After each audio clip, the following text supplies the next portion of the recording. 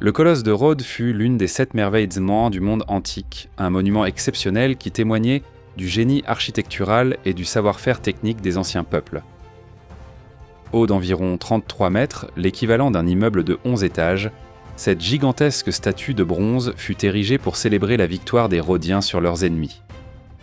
Un événement historique marquant donna naissance au colosse de Rhodes, la victoire des Rhodiens sur les Macédoniens dirigés par Démétrios Poliorcète en 305 avant Jésus-Christ.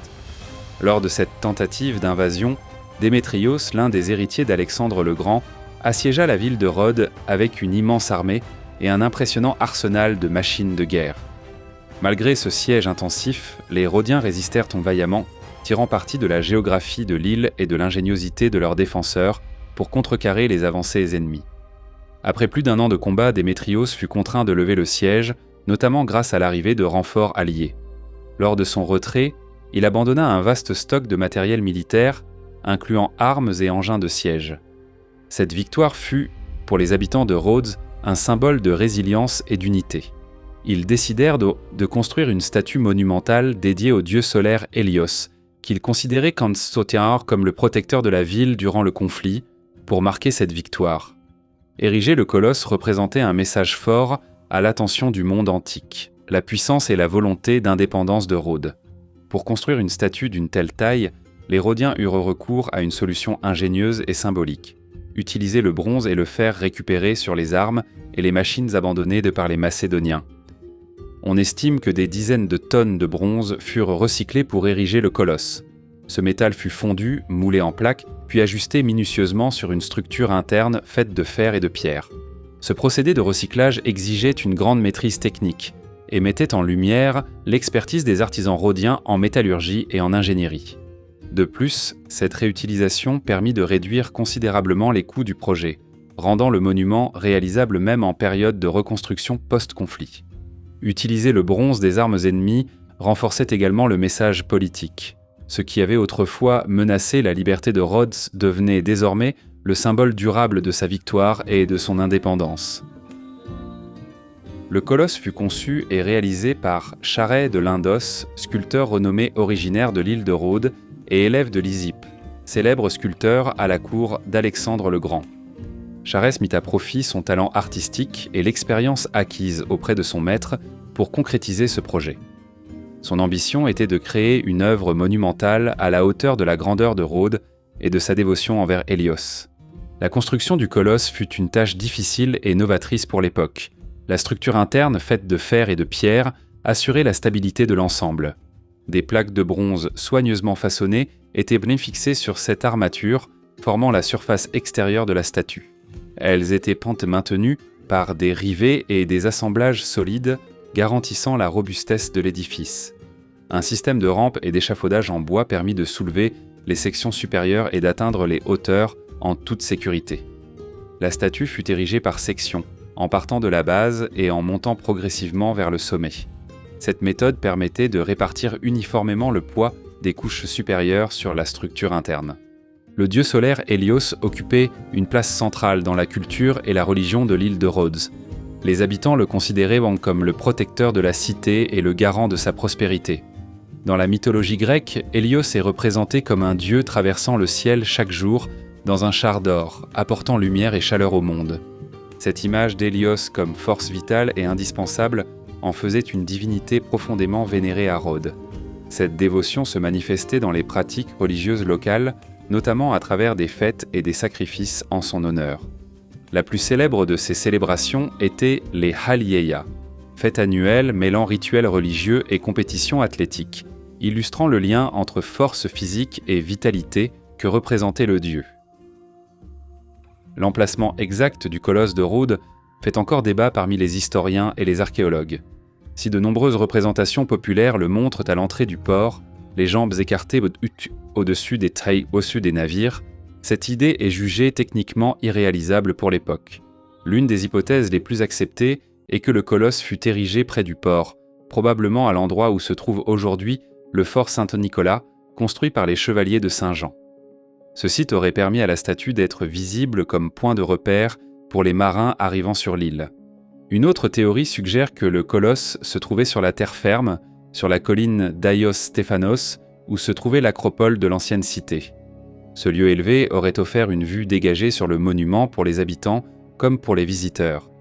Certains chercheurs soulignent la proximité des temples consacrés à Hélios, renforçant le lien symbolique entre la statue et le dieu solaire.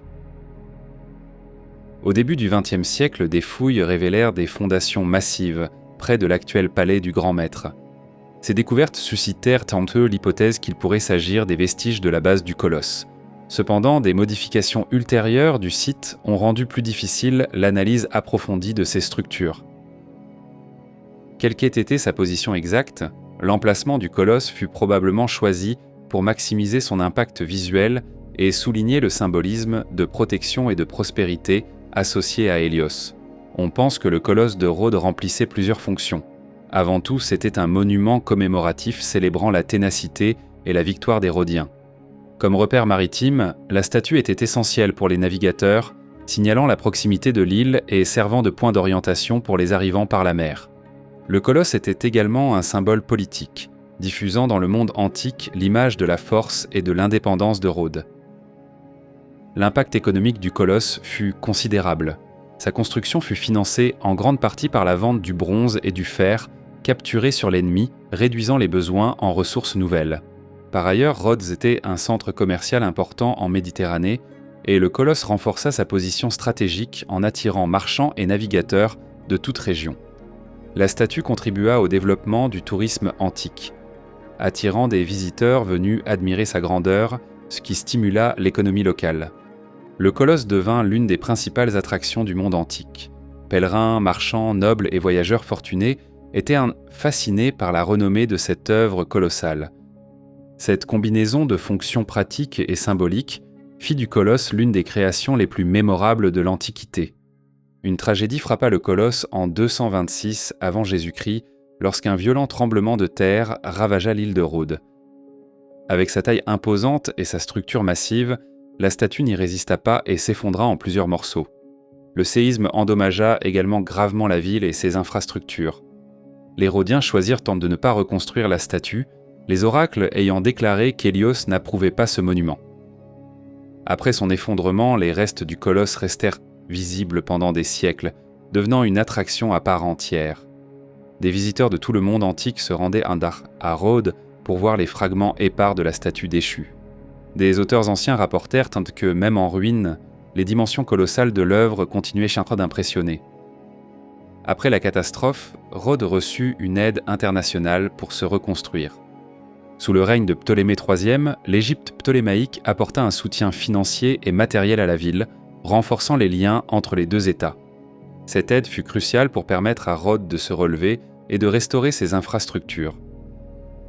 Selon la tradition, les ruines du colosse subsistèrent jusqu'en 654 après Jésus-Christ, lorsque les Arabes envahirent l'île.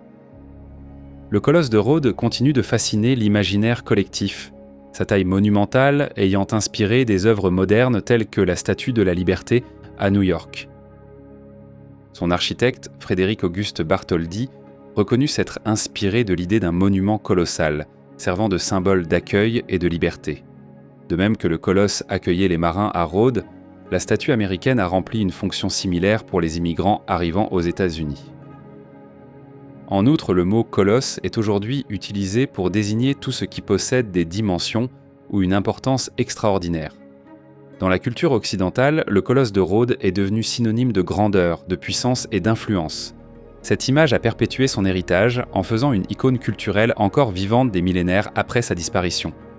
Dans l'art comme dans la littérature, le concept de colosse évoque toujours quelque chose de monumental et d'impressionnant, inscrivant le colosse de Rhodes dans l'histoire comme une source d'inspiration durable pour l'humanité.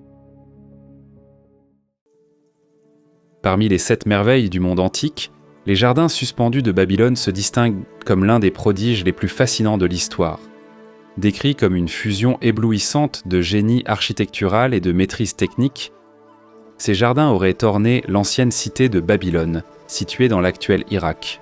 Leur splendeur reposait sur un réseau de terrasses surélevées, de plantes exotiques et d'un système d'irrigation avancé, créant une oasis luxuriante au cœur d'une métropole animée. Cependant, un certain flou entoure l'existence réelle de cette merveille légendaire. car aucune preuve archéologique définitive n'a permis de localiser avec certitude son emplacement exact. Malgré cela, les récits anciens célèbrent les jardins comme un symbole du génie humain, représentant le pouvoir, la richesse et la capacité à remodeler la nature elle-même. Dans la vidéo d'aujourd'hui, nous levons le voile sur les mystères de ce chef-d'œuvre mythique de l'ingénierie babylonienne. La construction des jardins suspendus est traditionnellement attribuée à Nabuchodonosor II, qui régna sur Babylone entre 605 et 562 avant Jésus-Christ. Son règne fut marqué par de grands projets architecturaux ayant transformé la ville en l'un des centres urbains les plus impressionnants de l'Antiquité. Bien que la date exacte de la création des jardins reste incertaine, les chercheurs les associent généralement aux vastes travaux entrepris sous son gouvernement. Selon les sources anciennes, ces jardins ne représentaient pas uniquement une démonstration de grandeur, mais relevaient aussi d'un geste profondément personnel. On pense que Nabuchodonosor les fit construire en hommage à son épouse, la reine Amytis. Originaire de Médie, une région montagneuse correspondant à l'actuel Iran, Amytis éprouvait une vive nostalgie des paysages verdoyants de son pays natal. Pour apaiser son chagrin, le roi ordonna la création d'un somptueux jardin destiné à recréer les collines luxuriantes qu'elle avait laissées derrière elle. Ce geste extraordinaire témoignait non seulement de son amour, mais renforçait également son image de souverain capable de soumettre la nature à sa volonté. Les jardins suspendus sont connus principalement grâce aux récits d'historiens antiques comme Bérose et Strabon, qui en livrent des descriptions saisissantes. Bien qu'aucun texte babylonien n'en fasse directement mention, les témoignages grecs et romains ont joué un rôle crucial dans la transmission de cette légende parmi les plus célèbres du monde. Bérose, prêtre babylonien de l'époque hellénistique, figure parmi les premières sources évoquant les jardins. Il les décrit comme un hommage de Nabuchodonosor II à Amytis, présentant une structure composée de terrasses élevées soutenues par des colonnes et des arches. Ces terrasses, couvertes d'une végétation luxuriante, imitant les collines ondulantes. Il mentionne également un système d'irrigation sophistiqué, que certains spécialistes comparent aux vis d'Archimède, permettant de puiser l'eau de l'Euphrate pour nourrir les plantes. Strabon, géographe grec du 1er siècle avant notre ère, offre une autre description frappante. Il souligne l'échelle monumentale des jardins et leurs plateformes en gradins regorgeant de végétation diverses. Il s'émerveille des techniques d'irrigation, notant comment l'eau était continuellement acheminée vers les hauteurs, permettant à un jardin luxuriant de prospérer malgré le climat brûlant de Babylone. Même si ces récits dessinent une image spectaculaire des jardins, les historiens sont partagés quant à leur authenticité. Certains estiment que les descriptions pourraient avoir été exagérées ou même attribuées à tort à Babylone, alors qu'elles auraient pu concerner les jardins royaux de Ninive, capitale assyrienne. L'emplacement exact des jardins suspendus dans la ville de Babylone demeure sujet à débat parmi historiens et archéologues. Les textes anciens suggèrent qu'ils se trouvaient près du palais royal de Nabuchodonosor II, peut-être relié à celui-ci par un réseau complexe de canaux. Si cette hypothèse est correcte, les jardins auraient servi non seulement à glorifier le pouvoir royal, mais aussi à émerveiller les dignitaires étrangers. Une autre théorie propose que les jardins aient été construits sur un site surélevé, proche de l'Euphrate, afin de profiter de la proximité du fleuve pour un système d'irrigation efficace.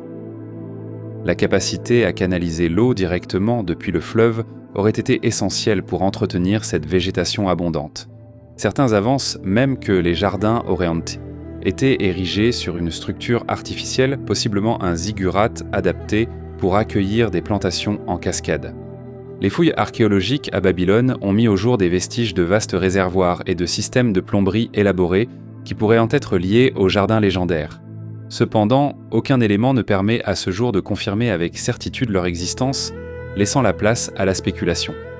Pour certains, les jardins relèveraient davantage du mythe littéraire ou du symbole politique destiné à glorifier le souverain plutôt que d'une construction réelle. L'un des aspects les plus remarquables des jardins suspendus réside dans leur système d'irrigation sophistiqué qui permettait à une flore variée de survivre dans un environnement aride. La proximité de l'Euphrate fut un atout essentiel pour ce prodige technique, assurant un approvisionnement constant en eau.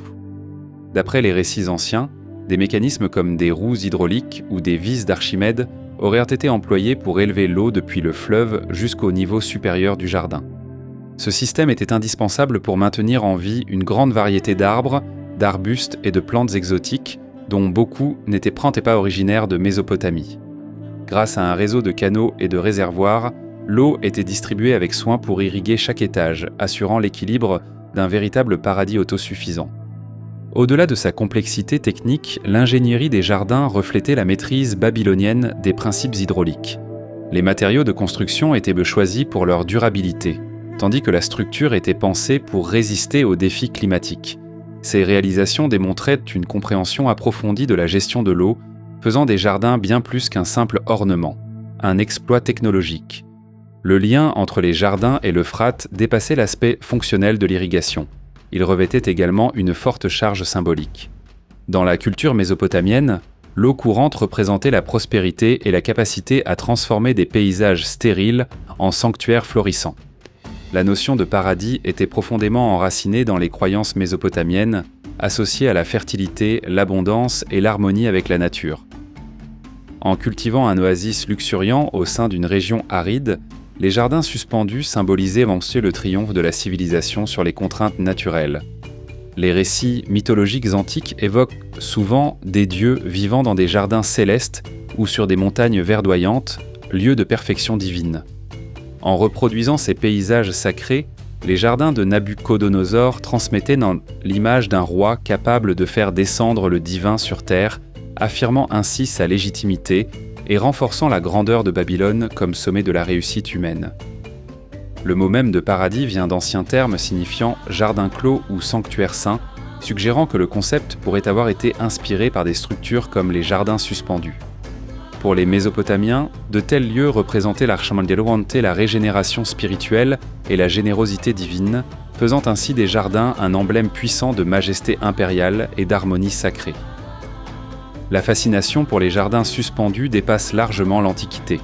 Leur influence continue d'inspirer l'architecture et l'aménagement paysager moderne, témoignant d'un attrait intemporel pour l'alliance entre nature et ingéniosité humaine.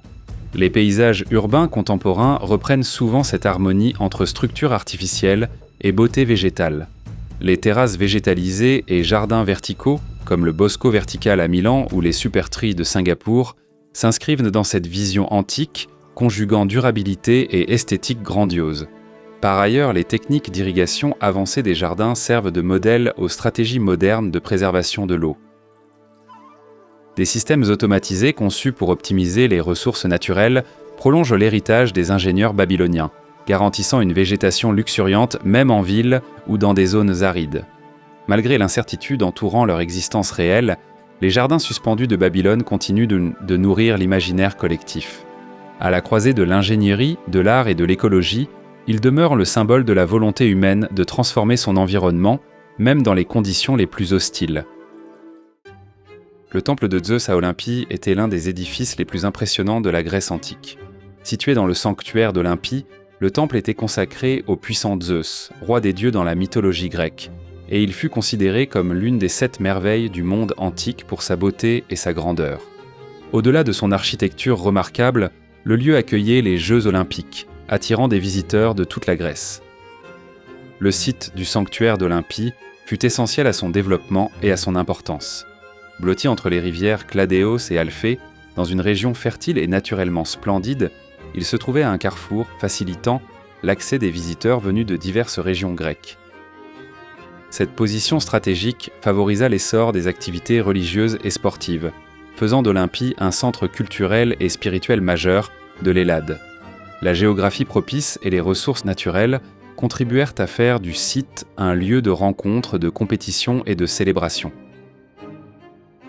L'histoire du sanctuaire remonte aux environs de 1000 ans avant Jésus-Christ, lorsque les premiers établissements humains apparurent dans la région. Le lieu était d'abord dédié à des cultes anciens, probablement liés à la déesse Artémis. Avec le temps, il devint associé au culte de Zeus, reflétant l'évolution de la mythologie et de la religion grecque. Une figure centrale de cette transition fut le héros mythique Pélops, dont la légende évoque sa victoire lors d'une course de chars et sa consécration dans le sanctuaire. Cette association renforça l'importance d'Olympie et relia les Jeux olympiques à la tradition mythologique et héroïque de la Grèce antique. La statue de Zeus, œuvre du célèbre sculpteur Phidias, constituait le joyau du temple et l'un des plus grands chefs-d'œuvre de l'Antiquité. Réalisée en or, en ivoire et en marbre, elle représentait Zeus assis sur un trône somptueux, et son iconographie regorgeait de symboles renforçant son statut de roi des dieux. Dans sa main droite, il tenait une statue de Niké, la déesse de la victoire, symbolisant le triomphe et la faveur divine accordée aux vainqueurs. Cette représentation mettait en valeur le rôle de Zeus en tant que dispensateur de conquêtes et garant de la légitimité des héros et athlètes victorieux des Jeux Olympiques. Dans sa main gauche, Zeus tenait un sceptre orné d'un aigle, l'un de ses symboles les plus emblématiques. Le sceptre représentait l'autorité et le pouvoir absolu, tandis que l'aigle, souvent associé à Zeus, incarnait la vigilance, la force et le lien direct avec le ciel, soulignant sa domination sur les dieux et les hommes. La couronne de feuilles de chêne qui ornait sa tête portait également une signification profonde, symbolisant la gloire, l'immortalité et la perfection divine. Ensemble, ces éléments faisaient de la statue un manifeste visuel du pouvoir de Zeus, exprimant sa majesté céleste et sa capacité à bénir les mortels de victoire et d'honneur, consacrant le lien entre les valeurs religieuses, culturelles et sportives de la Grèce antique. La qualité des matériaux et le soin apporté aux moindres détails incarnaient la grandeur et la puissance de Zeus, réaffirmant son statut de dieu suprême du panthéon grec. La statue frappait autant par sa taille colossale que par sa beauté et sa signification spirituelle. Son impact fut tel qu'elle devint un symbole artistique et religieux pendant des siècles. Considéré comme l'un des plus grands sculpteurs de la Grèce antique, Phidias apporta une vision novatrice et une maîtrise technique inégalée à la réalisation de la statue de Zeus. Son talent pour associer matériaux précieux et expressivité divine fit de cette œuvre une icône de l'art classique. Le prestige de Phidias en tant qu'artiste rehaussa le statut du temple, consolidant son importance à la fois dans la mythologie et dans l'histoire de l'art. Les matériaux et les techniques utilisées pour la construction du temple méritent également d'être soulignés. La structure s'en reposait principalement sur du calcaire local, recouvert de stuc pour en améliorer l'esthétique et la durabilité. Des détails en marbre ornant les parties les plus nobles, notamment les frontons et les décorations sculptées représentant des scènes de la mythologie grecque. Associée à un design élégant et à des proportions rigoureusement calculées, cette architecture conférait au temple une majesté unique, reflet du génie grec et de leur vénération pour les dieux. La statue monumentale et le temple dans son ensemble furent conçus comme des offrandes à Zeus, destinées à apaiser le roi des dieux et à gagner sa bienveillance. Durant les Jeux Olympiques, organisés en son honneur, le temple servait d'espace sacré où athlètes et spectateurs exprimaient leur foi. La victoire athlétique était perçue comme un don des dieux, preuve que Zeus accordait sa faveur aux champions. Cette union entre sport et religion soulignait le caractère sacré du temple, transformant chaque compétition en un acte de dévotion et réaffirmant le lien entre les mortels et le divin. Préserver le temple de Zeus et sa statue imposante fut un défi constant au fil des siècles. Une structure aussi vaste et complexe nécessitait des réparations régulières, notamment à cause de l'érosion, des intempéries et des tremblements de terre fréquents dans la région. La statue, faite d'or et d'ivoire, exigeait aussi un entretien constant pour éviter la dégradation. Des prêtres et artisans spécialisés en prenaient soin grâce à des techniques avancées, maintenant l'éclat du temple et de la statue. Mais au fil du temps, le déclin du sanctuaire rendit ces travaux de plus en plus difficiles, surtout avec l'épuisement des ressources et l'évolution des priorités culturelles. Le déclin du temple de Zeus fut accentué par la montée du christianisme qui transforma profondément le paysage religieux de l'Empire romain. L'édit de Théodose Ier, à la fin du IVe siècle, interdit officiellement les cultes païens. Ce décret marqua la fermeture définitive du sanctuaire d'Olympie et l'interruption des Jeux olympiques, qui constituaient un pilier de la culture hellénique depuis des siècles. La statue de Zeus, déplacée pour éviter sa destruction, fut envoyée à Constantinople afin d'y être préservée dans un contexte politique et culturel qui reconnaissait encore sa valeur artistique, bien que détachée de sa signification originale. Elle fut cependant détruite dans un incendie catastrophique au Ve siècle, mettant tragiquement fin à l'existence de l'une des plus grandes merveilles de l'Antiquité. Le temple fut peu à peu abandonné, victime du temps et du désintérêt. Privé des ressources et du soin qui en assuraient autrefois l'entretien, l'édifice tomba en ruine. Les pillages récurrents en arrachèrent les matériaux précieux, tandis que les séismes et les inondations aggravèrent d'un homme sa dégradation. La géographie même de la région, autrefois avantageuse, devint un obstacle, les sédiments des rivières ensevelissant partiellement le site et rendant sa préservation plus difficile. L'impact culturel et spirituel du temple de Zeus et de sa statue a traversé les siècles, influençant profondément la culture occidentale et la tradition olympique.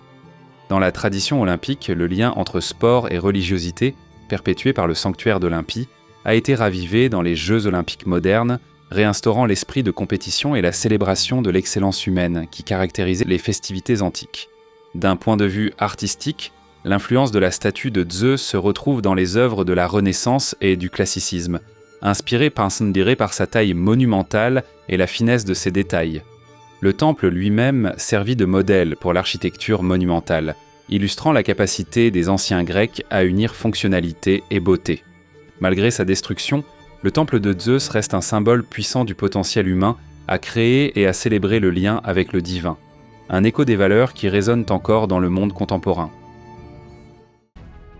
Dans l'illustre ville d'Alexandrie, en Égypte, fondée par Alexandre le Grand, se dressait un phare magnifique devenu l'une des 7 merveilles du monde antique, un symbole éclatant de la puissance et de l'ingéniosité de la civilisation hellénistique. Construit sur l'île de Pharos à l'entrée du port animé d'Alexandrie, ce prodige architectural fut commandé sous le règne de Ptolémée, le deuxième Philadelphe, au IIIe siècle avant Jésus-Christ. Pendant près de 1500 ans, il servit de guide lumineux aux marins naviguant sur les eaux traîtresses de la Méditerranée. Aujourd'hui, nous plongeons dans l'histoire fascinante, l'ingénierie et l'influence durable du phare d'Alexandrie, en dévoilant les secrets de sa construction, de son fonctionnement et de sa disparition éventuelle. À l'époque antique, Alexandrie était un carrefour essentiel de culture, de commerce et de savoir. Fondée en 330 et 1 avant Jésus-Christ par Alexandre le Grand, elle devint rapidement le principal centre méditerranéen de connaissances et d'échanges. Sa position stratégique, reliant l'Europe, l'Asie et l'Afrique, en faisait un aimant pour les marchands, les savants et les voyageurs venus des 4 coins du monde connus. Des institutions comme la Grande Bibliothèque et le Mouseion solidifièrent sa réputation de phare du progrès et de l'innovation hellénistique. Le besoin du phare d'Alexandrie naquit d'une nécessité pratique. Le port florissant de la ville, vital pour sa prospérité, était également dangereux à cause des récifs et des bancs de sable changeants. Afin d'améliorer la sécurité maritime et de renforcer le statut d'Alexandrie comme grand centre commercial, Ptolémée II ordonna la construction de cette structure monumentale. Au-delà de sa fonction de navigation, le phare symbolisait aussi la puissance technologique et politique du royaume ptolémaïque, témoignant de la grandeur et de l'ambition d'Alexandrie.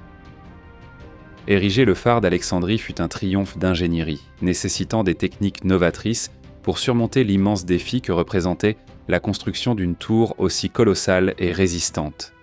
Les ouvriers utilisèrent des rampes inclinées et de complexes grues en bois pour positionner d'énormes blocs de pierre à des hauteurs vertigineuses. Des méthodes d'alignement précises garantissaient la stabilité de la structure, tandis qu'un mortier de haute qualité protégeait la maçonnerie contre l'infiltration de l'eau de mer. Le phare n'était pas seulement une prouesse technique, son architecture le distinguait aussi comme une œuvre d'art. La structure comportait 3 niveaux distincts, conçus à la fois pour leur utilité et leur harmonie esthétique. Une base carrée massive, capable de résister aux vents violents et aux tremblements de terre fréquents, assurait une stabilité fondamentale. Au-dessus, une section intermédiaire octogonale adoucissait la transition vers le dernier niveau, une tour cylindrique surmontée d'une plateforme où brûlait une flamme. Des matériaux comme le calcaire et le granit furent choisis avec soin et assemblés méticuleusement pour en maximiser la durabilité. La combinaison de ces matériaux robustes avec des techniques de construction de pointe permit d'ériger une structure défiant les limites technologiques de son époque. L'un des aspects les plus remarquables du phare était son système d'éclairage avancé. De jour, un miroir en bronze poli captait et réfléchissait la lumière du soleil, créant un faisceau brillant visible à des kilomètres. La nuit, une grande flamme brûlait au sommet, alimentée par du bois et de l'huile. Cette lumière était amplifiée par le même miroir, permettant aux navires de repérer le port, même dans l'obscurité totale. L'utilisation sophistiquée de l'optique et de la réflexion, témoignait du génie exceptionnel des ingénieurs hellénistiques. Jouant un rôle crucial dans l'infrastructure maritime d'Alexandrie, le phare améliora considérablement la sécurité et l'efficacité de la navigation en mer. Les eaux environnantes remplirent de récifs et de passages peu profonds, constituant des dangers constants. Cependant, grâce à sa présence imposante, le phare offrait aux marins un point de repère fiable, réduisant les risques de naufrage et renforçant la réputation d'Alexandrie en tant que centre commercial sécurisé. En plus de sa fonction pratique, la structure devint un point de référence indispensable pour la navigation. Les marins s'en servaient pour évaluer leur position le long de la côte, rendant les voyages en mer plus prévisibles et plus sûrs. Cette fiabilité renforça l'importance d'Alexandrie comme porte d'entrée commerciale, assurant son statut de l'un des ports les plus vitaux du monde antique. Les influences architecturales du phare provenaient en grande partie du design des temples égyptiens, en particulier des pylônes monumentaux qui encadraient nombre de sites sacrés. Ces vastes portails trapézoïdaux symbolisaient la puissance et la permanence, des qualités que le phare incarnait à la fois comme aide à la navigation et comme témoignage de la réussite humaine. Les architectes hellénistiques fusionnèrent habilement les traditions égyptiennes avec les innovations grecques, créant une structure à la fois fonctionnelle et symbolique. La base carrée rappelait les fondations solides des temples égyptiens, tandis que la verticalité de la tour suggérait une aspiration vers les cieux, reflétant les dimensions spirituelles de l'architecture égyptienne antique. Cette fusion de styles reflétait l'essence cosmopolite d'Alexandrie, une ville où coexistaient harmonieusement les influences égyptiennes, grecques et méditerranéennes. Au cours de sa longue histoire, le phare subit de nombreuses catastrophes naturelles, notamment des tremblements de terre. Située dans une zone sismique, la structure fut gravement endommagée au fil des siècles. Les archives mentionnent 3 séismes catastrophiques en 956, 1303 et 1323, qui entraînèrent progressivement sa destruction. Le tremblement de terre de 1303 fut particulièrement dévastateur, réduisant une grande partie du phare en ruine. Les tentatives de restauration furent entravées par l'ampleur des dégâts, ainsi que par l'évolution des priorités politiques et économiques. Finalement, les vestiges de la structure furent réutilisés pour de nouvelles constructions, notamment le fort Qaitbay, érigé au XVe siècle à l'endroit même où se dressait autrefois le phare. Encore aujourd'hui, cette forteresse rappelle l'existence du légendaire flambeau qui guida jadis les navires vers les rivages d'Alexandrie. Malgré sa destruction physique, des traces du phare ont été redécouvertes grâce à l'archéologie sous-marine. Dans les années 1990, une équipe dirigée par Frank Goddio effectua d'importantes plongées près de l'ancienne île de Pharos, découvrant d'énormes blocs de pierre, des statues et des fragments de la structure originelle, engloutis sous la mer. Ces découvertes confirmèrent non seulement l'emplacement précis du phare, mais apportèrent aussi des informations précieuses sur sa construction et ses matériaux. Grâce à l'analyse de ces vestiges, les archéologues ont approfondi leur compréhension des techniques d'ingénierie du phare, enrichissant les connaissances historiques sur les Fetsema, sur les merveilles architecturales d'Alexandrie. Les fouilles sous-marines en cours continuent d'éclairer cette merveille perdue, offrant aux chercheurs un aperçu du savoir-faire et de l'ingéniosité des bâtisseurs de l'Antiquité.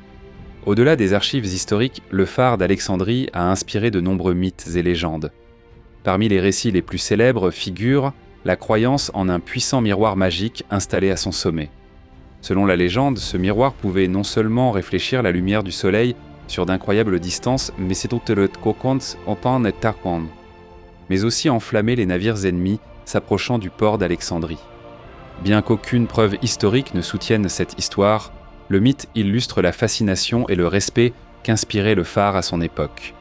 Une autre légende durable affirme que la construction du phare aurait été guidée par une révélation divine ou un savoir secret transmis par des prêtres égyptiens. Des récits de chambres cachées dans la tour circulant également depuis des siècles, certains affirmant que les Ptolémées y auraient entreposé d'immenses trésors. Bien que ces récits restent invérifiés, ils n'ont fait qu'alimenter le charme éternel du phare. Bien que le temps ait effacé sa forme physique, le phare d'Alexandrie continue d'illuminer l'histoire. Son héritage perdure à travers les recherches scientifiques, la mémoire culturelle et l'inspiration architecturale, veillant à ce que la merveille qu'il incarna reste aussi captivante aujourd'hui qu'à l'époque antique. Le célèbre mausolée d'Halicarnasse était une somptueuse structure funéraire érigée pour honorer Mosol, gouverneur et satrape de Carie, sous l'autorité de l'Empire achéménide, vers le IVe siècle avant notre ère. Située dans ce qui est aujourd'hui Bodrum, le long de la côte occidentale de la Turquie, Halicarnasse occupait un emplacement stratégiquement avantageux, bénéficiant à la fois du commerce et de la diversité culturelle. Cet environnement florissant permit à la tombe de Mosol de devenir non seulement l'un des plus remarquables exploits architecturaux du monde grec, mais aussi l'une des 7 merveilles du monde antique. Le nom de Mosol exerça une telle influence que le terme mausolée, dérivé de son nom, en vint à désigner toute construction funéraire monumentale. En tant que satrape semi-indépendant de l'Empire perse, Mosol administra la Carie avec une grande autonomie, supervisant son gouvernement et embellissant ses cités. Homme ambitieux et cultivé, il transféra la capitale de Mylasa à Halicarnasse et investit dans un vaste développement urbain, en commandant fortifications, théâtres et temples qui contribuèrent à la prospérité de la région.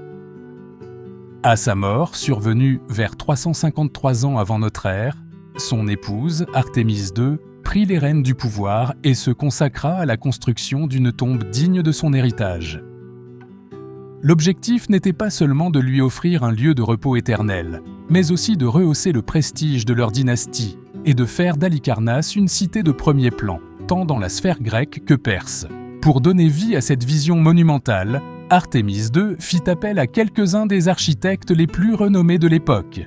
Le projet bénéficia également du savoir-faire de célèbres sculpteurs grecs tels que Scopas, Timothéos, Léocharès et Bryaxis, qui laissèrent un peu leur empreinte artistique dans les sculptures décoratives du mausolée. La présence de ces artistes venus d'horizons variés reflétait l'essence cosmopolite et multiculturelle d'Halicarnasse. La combinaison d'un artisanat expert et de matériaux de haute qualité donna naissance à une structure mêlant tradition grecque, influence perse et motifs architecturaux d'Asie mineure. L'un des aspects les plus marquants du mausolée résidait dans son ingéniosité architecturale.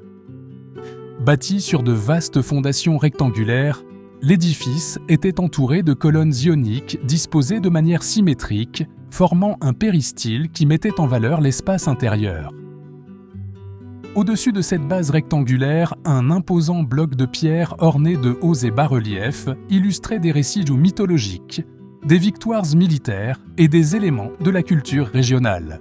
Surmontant ce décor sculpté, une pyramide à degrés complétait l'édifice, couronnée par une imposante sculpture de quadrige, un char tiré par 4 chevaux, représentant probablement Mosol et Artémise II dans une posture triomphale. L'intégration d'éléments ioniques à une structure pyramidale rappelant les conceptions égyptiennes soulignait une fusion culturelle délibérée. Par cette synthèse architecturale, Mosol et Artémise II cherchaient à affirmer non seulement l'autorité de leur lignée, mais aussi leur ouverture à la diversité artistique de la Méditerranée orientale. Cette alliance stylistique traduisait l'idée que la magnificence architecturale naissait de la capacité à assimiler et à innover à partir d'influences extérieures, renforçant ainsi leur légitimité politique. Pour des publics marqués par les traditions perses, grecques et autres, le mausolée se dressait comme un témoignage du rôle d'Halicarnasse en tant que centre de progrès culturel, économique et religieux. Au-delà de la commande et de la supervision des travaux, Artémise II joua un rôle crucial dans la stabilité politique de la région. La légende raconte que, submergée par le chagrin, elle aurait consommé les cendres de Mosol mêlées à un liquide, dans un geste symbolique de dévotion.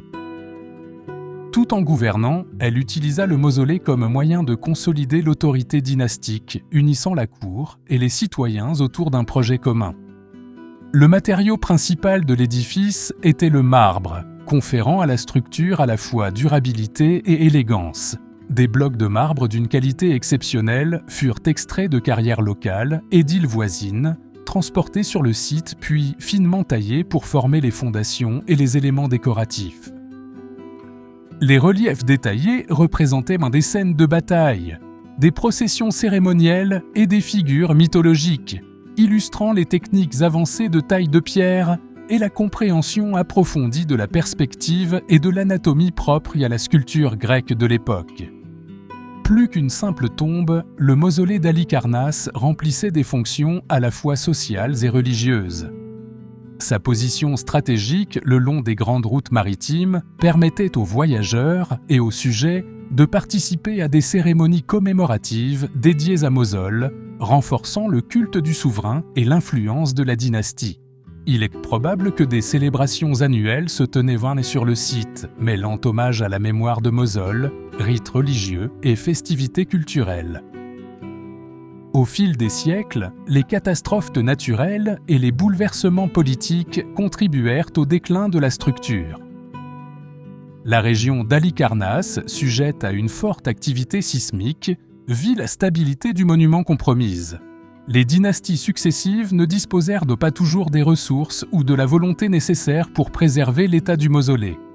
L'essor de l'Empire romain, puis la période byzantine, entraînèrent d'importantes transformations des infrastructures régionales, détournant les priorités économiques et laissant de nombreux monuments antiques à la merci des éléments.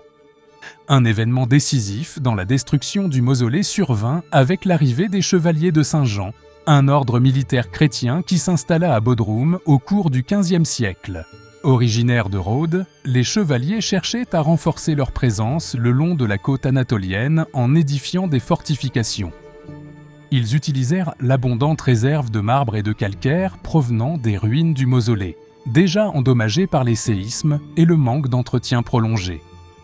De nombreux reliefs et statues finement sculptées par des artisans grecs plusieurs siècles auparavant furent extraits et réemployés dans les murs et remparts de la forteresse de Bodrum, parfois comme éléments porteurs, parfois uniquement comme ornementation.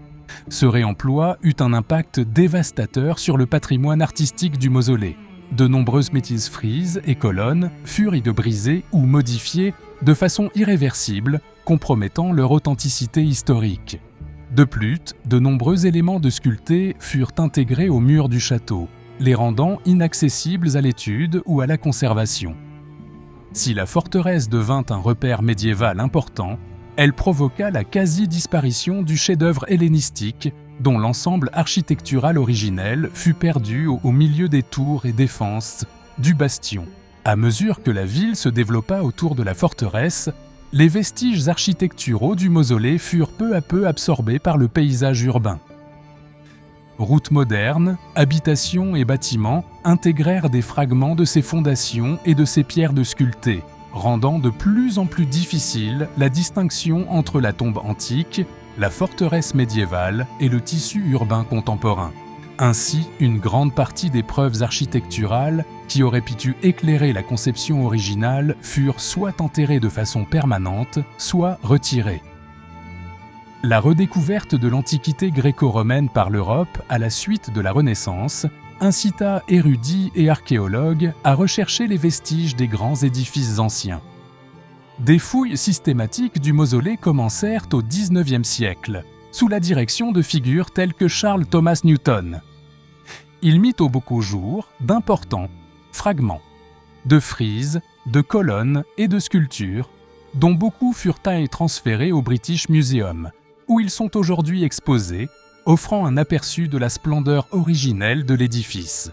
Des collaborations continues entre chercheurs turcs et internationaux visent à exhumer de nouvelles preuves, éclairant les aspects architecturaux et décoratifs du mausolée.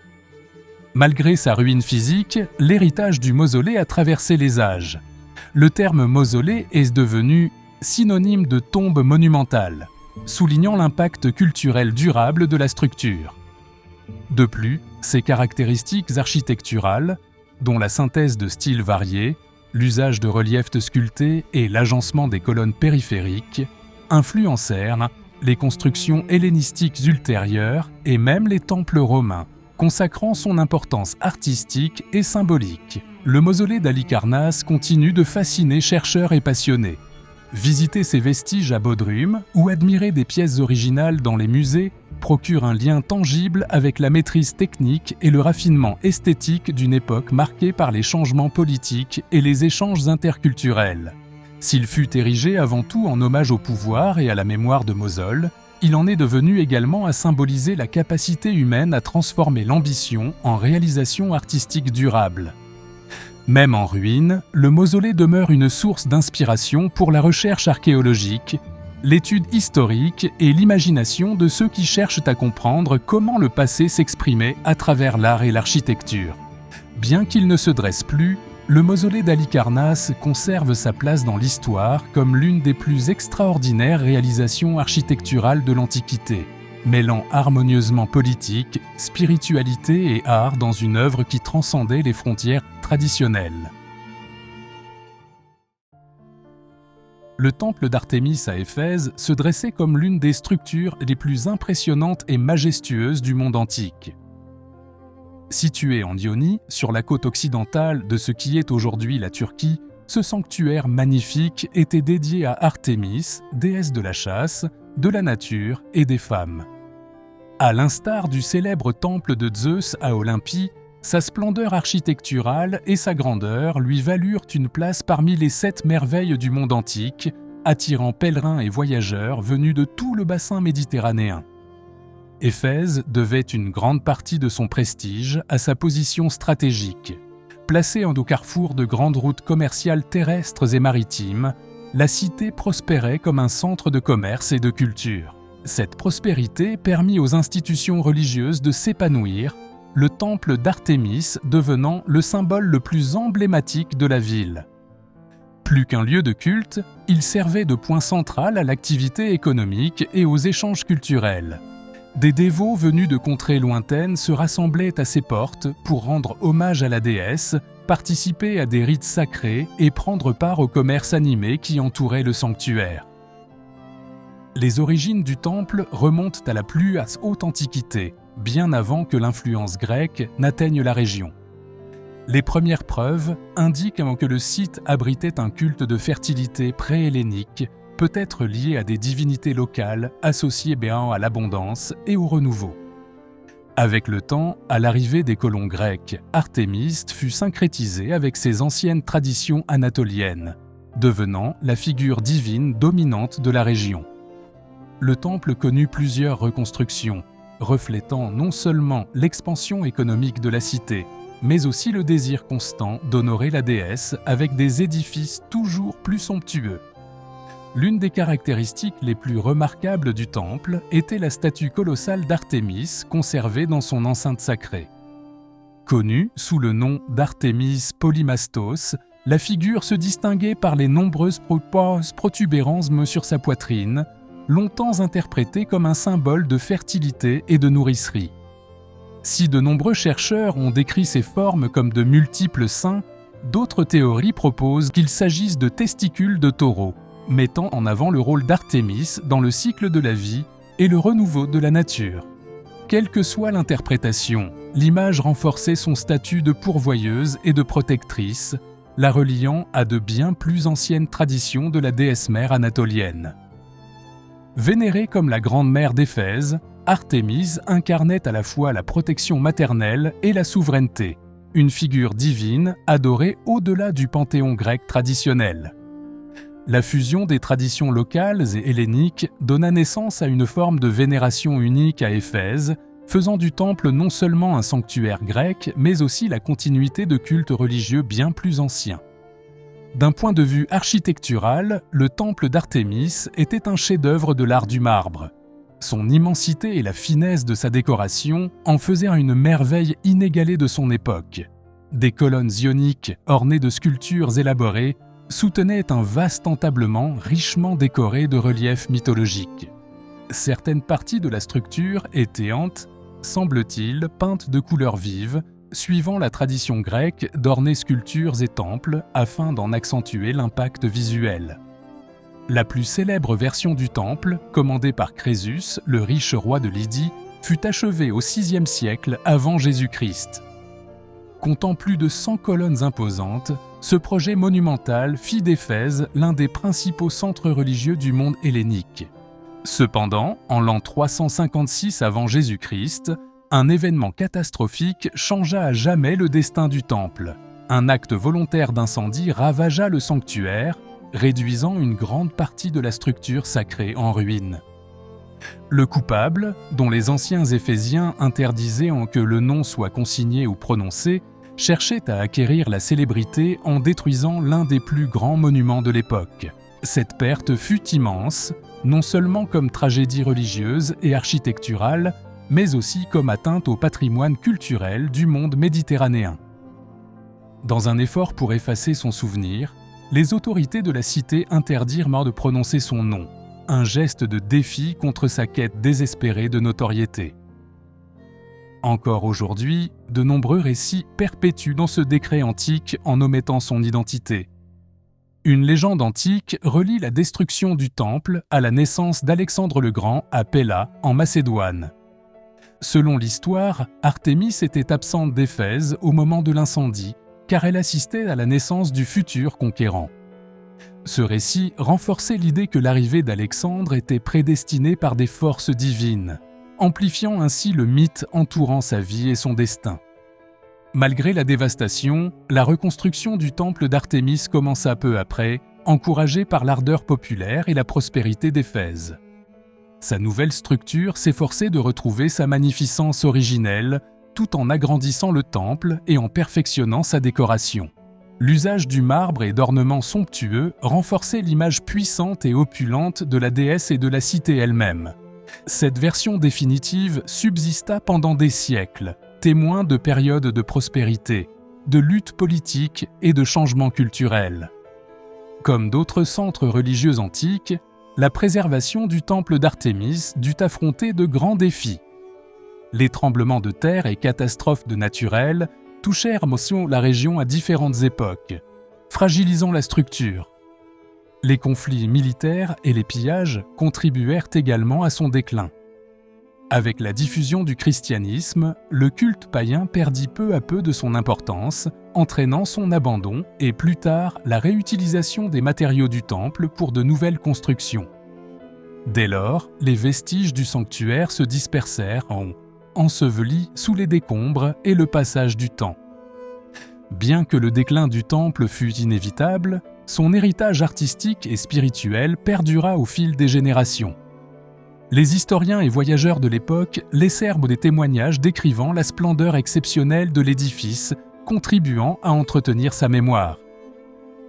L'archéologie moderne permit de localiser des traces du temple et une partie de ses fondations, contribuant à reconstituer partiellement son histoire et l'influence qu'il exerça sur d'autres œuvres architecturales postérieures. Les fouilles archéologiques menées ces dernières années par des équipes internationales avec l'Institut archéologique autrichien ont apporté des informations inédites sur le temple d'Artémis à Éphèse. Les découvertes les plus remarquables comprennent des fragments supplémentaires de colonnes et de chapiteaux ioniques, éclairant des aspects de la reconstruction du sanctuaire après l'incendie de l'an 356. Les chercheurs ont également mis au jour les restes de systèmes de drainage complexes, signe que les bâtisseurs tenaient à protéger l'édifice des inondations fréquentes dans la région. Des pièces en céramique, des statuettes et de petites offrandes retrouvées dans le hockey. Dans les fondations suggèrent aussi l'existence de cultes votifs liés à la fertilité et à la protection féminine, soulignant le rôle central d'Artémis pour les Éphésiens. Associées aux échantillons de sol, ces preuves permettent de comprendre les différentes phases de construction et de rénovation du temple, ainsi que la dévotion constante qui soutint ce sanctuaire merveilleux pendant des siècles. L'empreinte culturelle du temple d'Artémis dépassa les frontières d'Éphèse et de l'Antiquité elle-même. Sur le plan stylistique, la monumentalité de ses colonnes et le raffinement de sa décoration inspirèrent à la fois les artistes hellénistiques et romains, et se reflétèrent également dans les courants culturels de la Renaissance et du classicisme des siècles plus tard. Le temple d'Artémis à Éphèse, même en ruine, demeure un témoignage de l'ingéniosité humaine et du pouvoir que la religion exerçait sur les sociétés antiques. Son histoire de construction, de destruction et de reconstruction illustre la capacité d'un peuple à relever les défis et à perpétuer des traditions qui résonnent encore aujourd'hui. Tous les vestiges archéologiques et chaque mention dans les textes anciens garantissent que la mémoire de ce grand sanctuaire ne s'éteindra jamais honorant la déesse qui régna si longtemps sur la ville d'Éphèse. Parmi toutes les merveilles du monde antique, les pyramides de Gizeh suscitent sans aucun doute la plus grande fascination et la plus grande admiration. Ces majestueuses pyramides constituent l'une des réalisations architecturales les plus étonnantes de l'Égypte antique et du monde dans son ensemble.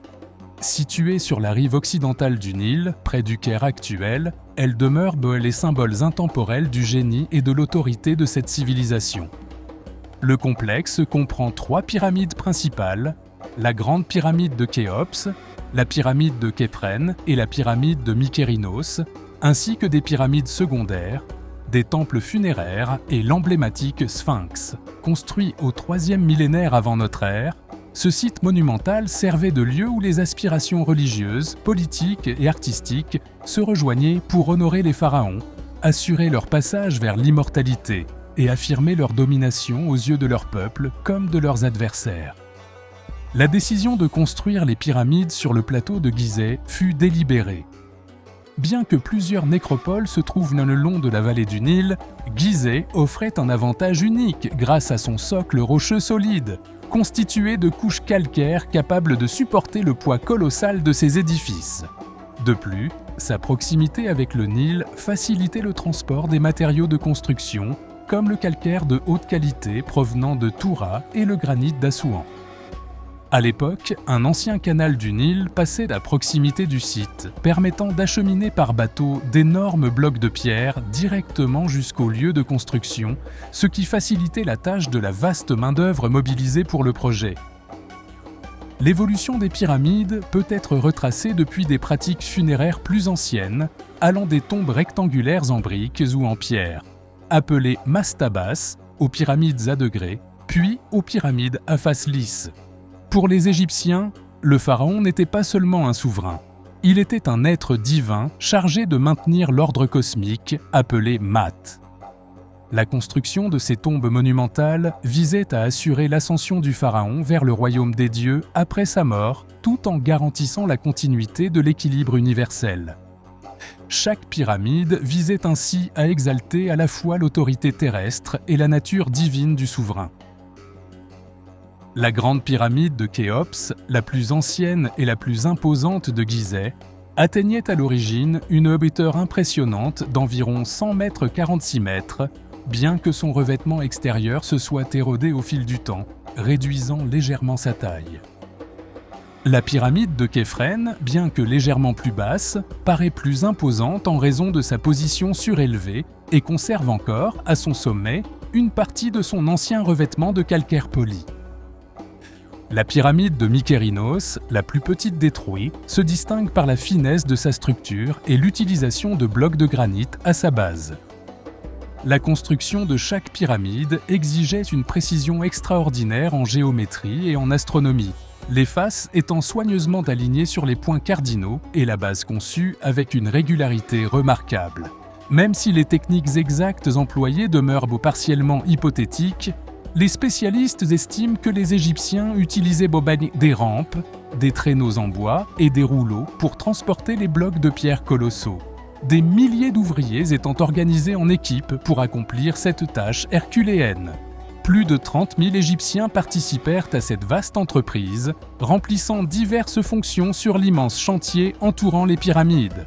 Outre les ouvriers chargés de tailler et de déplacer les blocs, on comptait des architectes supervisant le projet, des médecins veillant sur la santé des travailleurs et pratiquant des interventions médicales de base, ainsi que des artistes responsables de l'ornementation des sarcophages, des parois intérieures et des éléments décoratifs.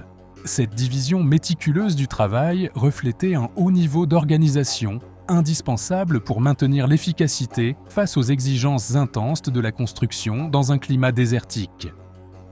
Contrairement aux idées longtemps admises, des découvertes archéologiques récentes indiquent que les pyramides ne furent pas uniquement construites par des esclaves. L'étude des villages et sépultures d'ouvriers montre que la majorité d'entre eux étaient des paysans saisonniers mobilisés durant l'inondation annuelle du Nil, lorsque les travaux agricoles étaient impossibles. Nombre d'entre eux vivaient dans des villages spécialement aménagés près du chantier où ils recevaient nourriture et soins en échange de leur labeur. Des spécialistes qualifiés, tels que les tailleurs de pierre et les charpentiers, étaient sans doute engagés pour leur expertise et jouissaient d'une reconnaissance sociale et d'avantages bien éloignés de l'image historique d'un esclavage à grande échelle. Les recherches historiques suggèrent que l'achèvement du complexe pyramidal de Gizeh s'étendit sur environ 200 ans, où les souverains successifs ajoutèrent de nouvelles structures, notamment d'autres pyramides, temples et annexes. Au fil du temps, les techniques de construction furent perfectionnées, réduisant les faiblesses structurelles et améliorant le transport des blocs. Ce chantier de plusieurs siècles illustre non seulement l'ingénierie et la discipline de la civilisation égyptienne, mais aussi la vaste collaboration sociale rendue possible par des méthodes administratives et organisationnelles avancées. Les pyramides furent principalement construites avec du calcaire local extrait de carrières proches du plateau de Gizeh. Ce matériau, à la fois durable et facile à travailler, formait le cœur des structures. Pour le revêtement extérieur lisse, on utilisait un calcaire de qualité supérieure provenant de Toury qui donnait aux pyramides un éclat presque réfléchissant sous le soleil. Quant au granit d'Assouan, il était réservé aux chambres intérieures, aux sarcophages et à certaines finitions, comme la partie inférieure de la pyramide de Mykérinos et les immenses colonnes des temples funéraires. L'extraction et la taille de ces pierres nécessitaient des techniques élaborées, comprenant des outils en cuivre, des marteaux en dolérite et du sable de quartz comme abrasif pour le polissage fin.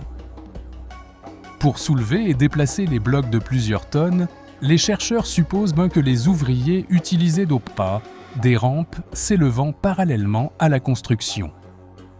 Les blocs étaient ensuite poussés ou tirés sur des traîneaux en bois, dans une logistique soigneusement planifiée qui nécessitait la gestion rigoureuse des ressources, de la nourriture et même des soins médicaux, comme en témoignent les vestiges archéologiques des villages proches du chantier. Autour de chaque pyramide principale, des temples funéraires et des chaussées processionnelles reliaient des temples de vallée où étaient pratiquées les offrandes et les rituels en l'honneur du souverain défunt. Ces cérémonies renforçaient la croyance que le pharaon accédait au statut divin dans l'au-delà. À côté de la pyramide de Képhren se dresse l'imposant Grand Sphinx, sculpture colossale taillée dans le roc représentant un corps de lion surmonté d'une tête humaine, probablement celle du pharaon en tant que gardien éternel de la nécropole. Le sphinx accentue encore le caractère sacré du site et illustre le savoir-faire ayant permis de créer des monuments à la signification symbolique et artistique durable. Malgré leur longévité de plusieurs millénaires, les pyramides n'ont pas été épargnées par les dommages. Les forces naturelles, telles que les vents du désert et les variations du niveau des eaux souterraines, ont contribué à l'érosion et à l'instabilité. En outre, l'extraction de pierres pour de nouvelles constructions, notamment au Moyen Âge et durant les premières périodes islamiques, a dépouillé les pyramides de la majeure partie de leur revêtement calcaire d'origine. Au XIIe siècle, sous domination islamique, les récits historiques rapportent qu'Al-Aziz Othman, fils de Saladin et souverain de la dynastie Ayyubide, envisagea de démolir les pyramides de Gizeh, les considérant comme des vestiges d'idolâtrie païenne. Il mobilisa d'importantes ressources financières et humaines pour les démanteler, visant en priorité la plus petite, la pyramide de Mykérinos, jugée la plus facile à détruire. Cependant, l'extraordinaire solidité de la structure rendit ses efforts vains. Bien que quelques pierres ayant été retirées et que des dégâts mineurs ayant été causés, la pyramide resta largement intacte, et l'entreprise coûteuse fut rapidement abandonnée. Pendant des siècles, la grande pyramide de Khéops demeura la plus haute structure jamais construite par l'homme. Avec ses quelques 146 mètres élogiens à l'origine, elle conserva ce titre pendant plus de 3 millénaires, traversant différentes époques et civilisations. Ce n'est qu'en l'an 1311, lors de l'achèvement de la cathédrale de Lincoln en Angleterre, que la pyramide fut surpassée en hauteur. L'essor du tourisme au XIXe et XXe siècle rendit nécessaire des efforts de préservation, aboutissant à des lois de protection et à des initiatives de restauration. Aujourd'hui, archéologues et ingénieurs s'emploient à contrer les menaces telles que les fissures structurelles et la montée des eaux souterraines, qui compromettent la stabilité des chambres internes et des couloirs souterrains. En tant que seule merveille du monde antique encore debout, les pyramides de Gizeh occupent une place unique dans l'imaginaire collectif de l'humanité. Depuis des siècles, les savants, explorateurs et voyageurs s'émerveillent de leur immensité, donnant naissance à des théories allant d'interprétations mystiques à des spéculations sur une possible intervention extraterrestre. Bien que certaines de ces hypothèses soient fantaisistes, elles témoignent de l'attrait durable que ces monuments exercent par leur complexité et leur grandeur. Attribuer les pyramides uniquement à des êtres venus d'ailleurs reviendrait toutefois à sous-estimer la capacité de l'humanité à résoudre des problèmes et à faire preuve d'ingéniosité. Comme le dit un ancien proverbe arabe, « Le temps se rit de toutes choses, mais les pyramides se rient du temps ».